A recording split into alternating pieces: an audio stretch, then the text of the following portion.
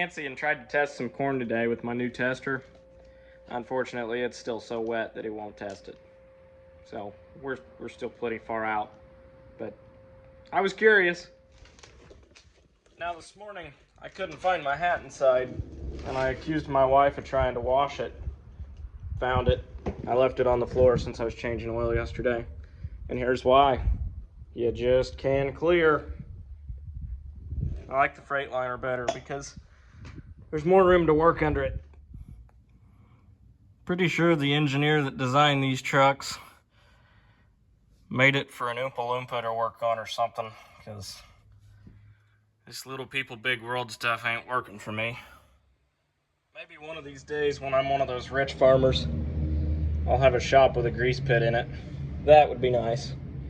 Definitely make this a more enjoyable job, because I've hit my head about 16 times now.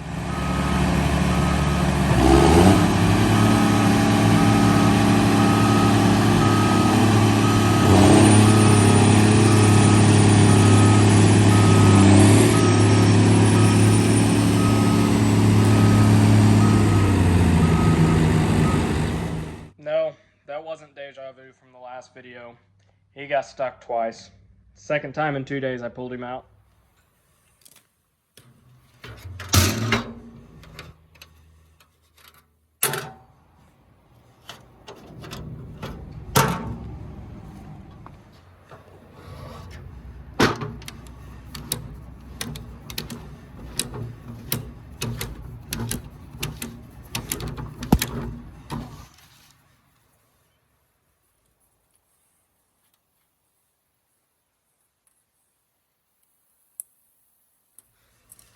So if your truck's dirty, it smells kind of funky, and you want it to smell like bubble gum, I recommend Lucas Oil Slick Mist. A little of that, a little of this. She is beautiful. Well, the old truck didn't clean up too bad inside. Just wiped it down, basically. It's not perfect, but it's not awful. I can live with it. Well, it's getting dark, and those of you in a rural community, you'll know the smell I'm talking about, but you can almost smell the corn starting to dry down. There's a smell when it pollinates, and there's a smell when it's drying down. If you know, you know. But these two gems, they're ready to go. Got both of them serviced and cleaned out. I do need to get a step for this. And I need to replace this tire. This is a steer tire on the back end, which you would say, well, why would you do that? Here's why. That tire blew apart, and when it blew apart, because it was a stupid recap like those, when it blew apart, it flew up, then it hit here, and it ripped that step off. So that's why that step's missing. Recap tires are stupid, and they should be illegal, and you cannot change my mind on that. But that's what was on the truck when we bought it a long time ago, so that's what's on the truck. Got this thing opened up, ready to service it. So I'm gonna screw the oil filter off, drain the oil, pop these two filters off, put those two filters back on, crack that, bleed the lines, she'll be good to go.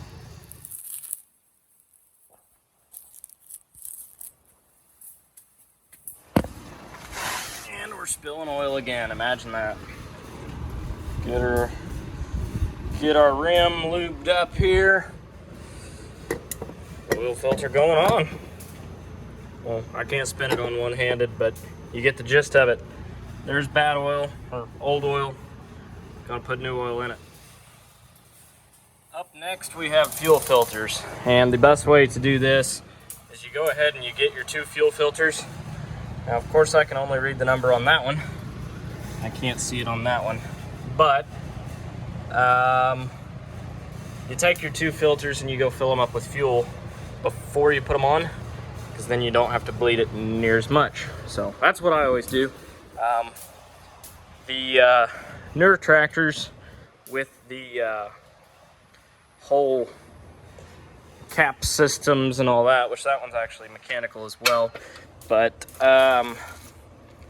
that's one of them. So we're looking for one just a little bit smaller, which should be, that's the inline filter. I need that too. And I think that's the coolant filter. That goes to that tractor too. And lube filter, I don't think that's right. It's in here somewhere. I've got a boatload of filters. I just gotta find the right one. Might be that one. Fuel filter, 845 and 84. Yeah, these are, I need all 4 of these, so that's what we need. We'll throw those on.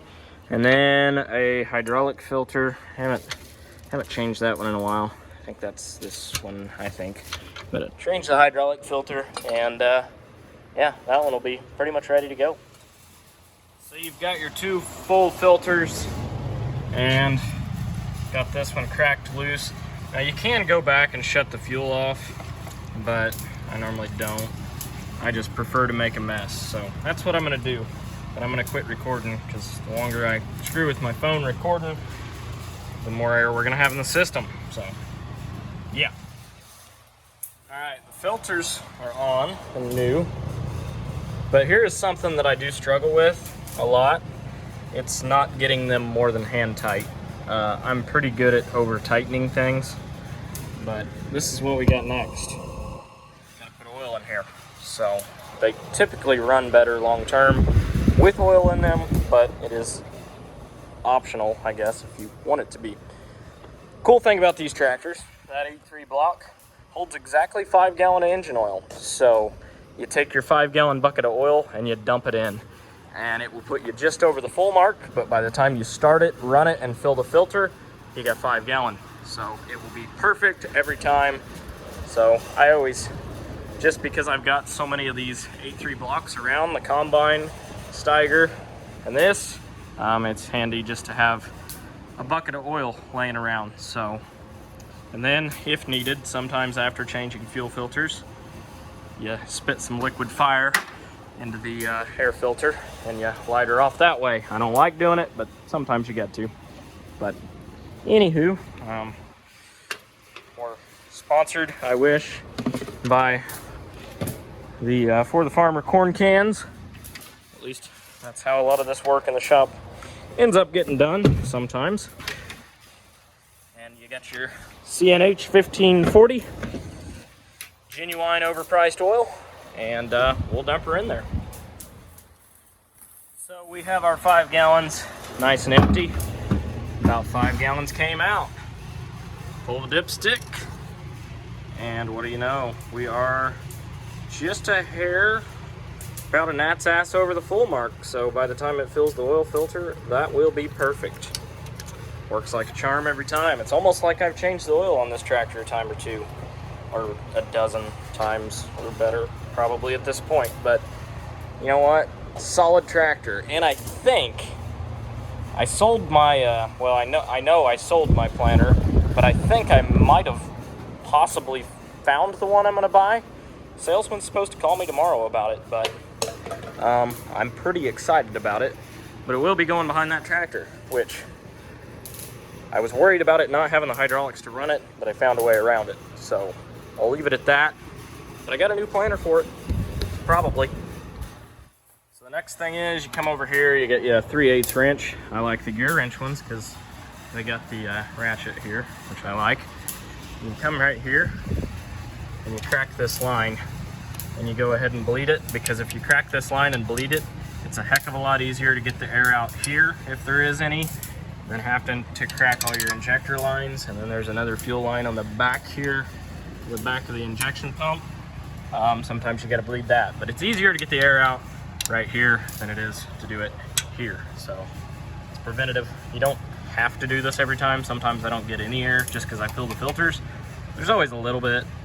You can open your water separator at the bottom of that filter and get some of it out, but I like to crack this line and just, I don't know, double check basically. So it appears that I have chewed this up with a pair of pliers just enough that it's difficult to get on, and hell, it may be metric, I don't know, but I'm not a communist, so I'm using a 3/8, and we're almost almost on it.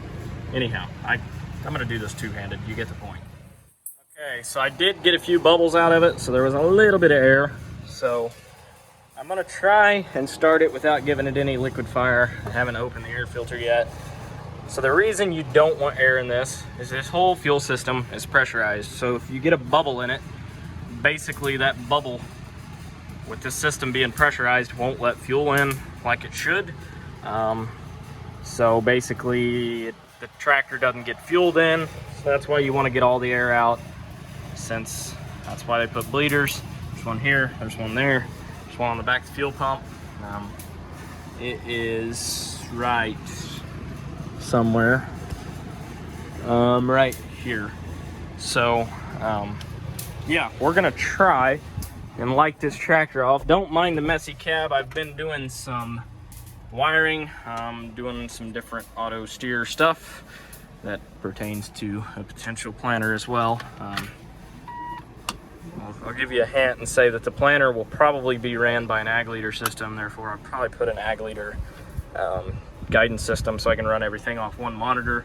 So I won't have the Easy Steer, iPad, 2020. I just had a lot going on. So if I can run it all through one, that'd be kind of cool. Anyhow, we'll try and light this tractor off. Hopefully we got the juice. And it helps to be in neutral first. That would have been interesting.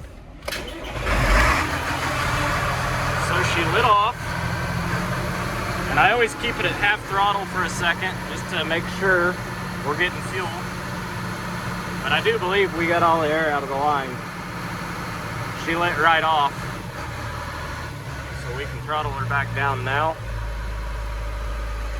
Not gonna lie, normally if I'm recording something it goes completely wrong. This time it actually went completely right. So I'd say it's ran long enough now that if it had any air in it, we would have heard it. So it's running smooth. It's not missing or anything, like it's got air in the injector. So should be good to go on the fuel and oil change. And now it should have the oil filter filled up so we can check the oil again. It's a little bit low on coolant. I had a hose that was leaking. But that light will come on if that radiator is like that much lower than it should be. Like that much lower from the top, that light comes on. Sometimes when it's cold, it'll come on, and when it warms up, it'll go off. Like right now, if I ran this for 5 minutes, that light would go off, but we're gonna top it off anyhow. So should have ran along long enough to fill the filters, and we should be good to go now. And we didn't run it too long where I can't open the radiator cap without spewing all over me, hopefully. Morning. It is dewy out this morning, but we got plenty of things to do today. No pun intended there. And thought I'd get a little earlier start today. Now typically I'm nocturnal. I will stay inside till about 10 o'clock doing paperwork and whatnot. And then I'll come outside about noon, about the time it gets hot. And then I'll work out here until 7, 8, even after dark a lot of times.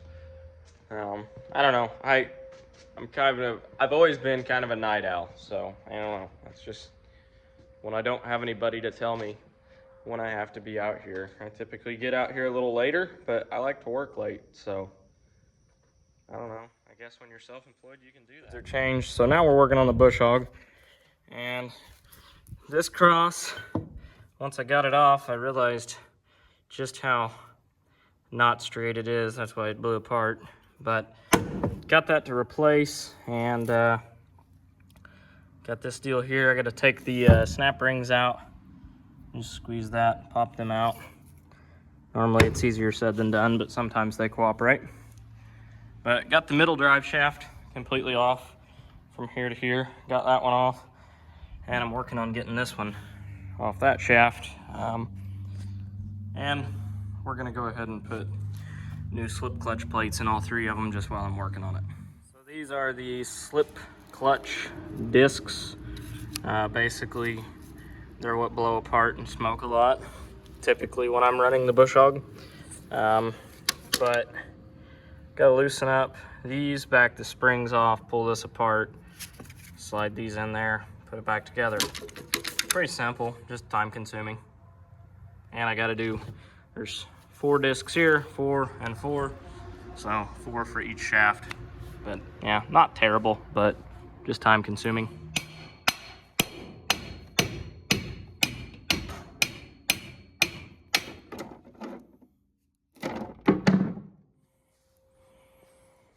Okay, so all of those are off, so I can get rid of these. And get my tools out of my way here. And it looks like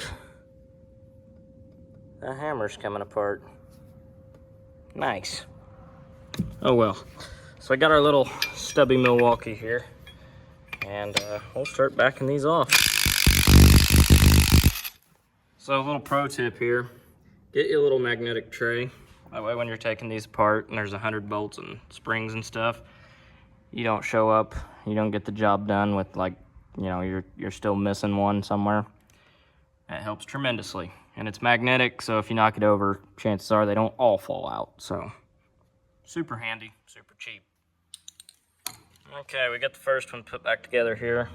See all the plates in it. Actually spaced them out. I don't know if I put them in there right or not, but they're in there. So sprayed the shaft down with the little Schaefer's penetrating oil. Hopefully it'll slide on there a little easier. I don't know what I've done with all my wire brushes, but it's probably what I should do, but we'll see how it slides on there.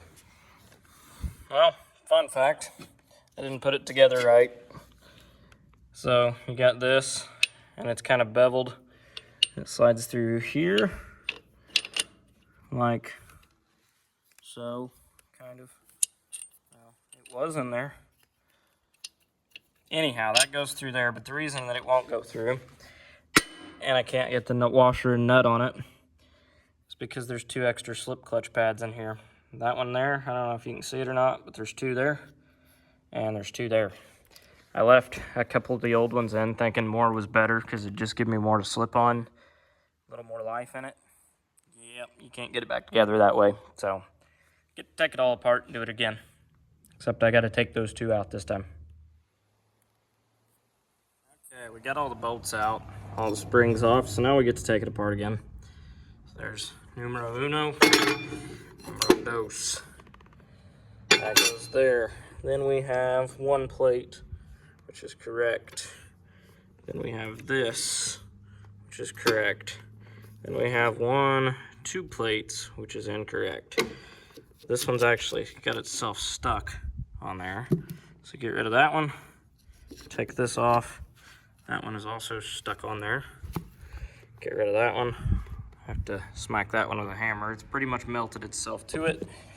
But since the next clutch is a little bit thicker, because it's the new one, we're gonna leave that on. Other than that, we should be good to go. Minor mistake, but it's all good now. So now that we've actually got the correct number of plates in there, there's 4 in there, new thick ones in all good shape. And set this back on here, and this roll pin, or whatever you want to call it, not really a roll pin, I guess, slides, if I go the right direction, slides right through there. And it stops here. Put your washer and your nut on. Yeah, that'll work this time. Now to put it all back together. All right, we did it right this time. 1 down, 2 to go. It's all put together now. They're nice and tight. Got pretty much the same amount of threads showing on all these. If you don't, they'll definitely slip, and I've even bent bolts before, so you want to keep an eye on those, keep them fairly consistent. So we'll get these other 2 done, grease the bush hog, fold it up, sharpen the blades, and it should be ready to go, other than just waiting on that cross.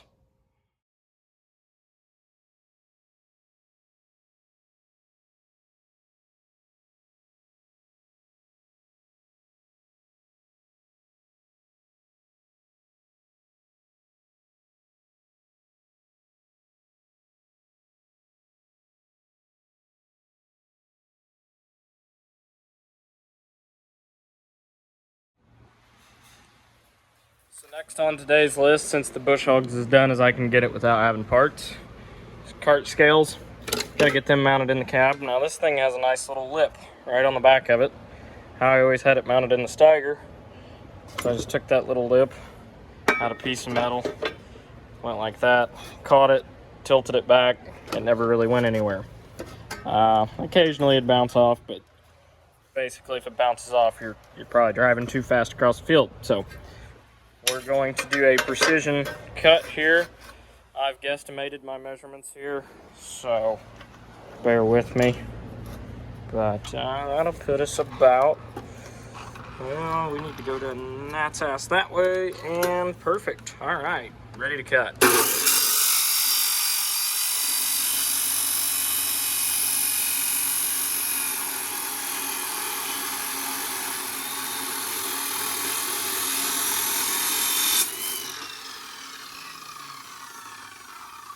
And there we have our bracket. Put that on there like that. It hooks on. Now we just got to mount that piece of metal in the tractor cab. Go from there. We'll have our scales mounted. All right, up next we got to drill holes. Now I spit on my finger and marked 2 holes in the mud on this thing, the dirt. So I'm probably close.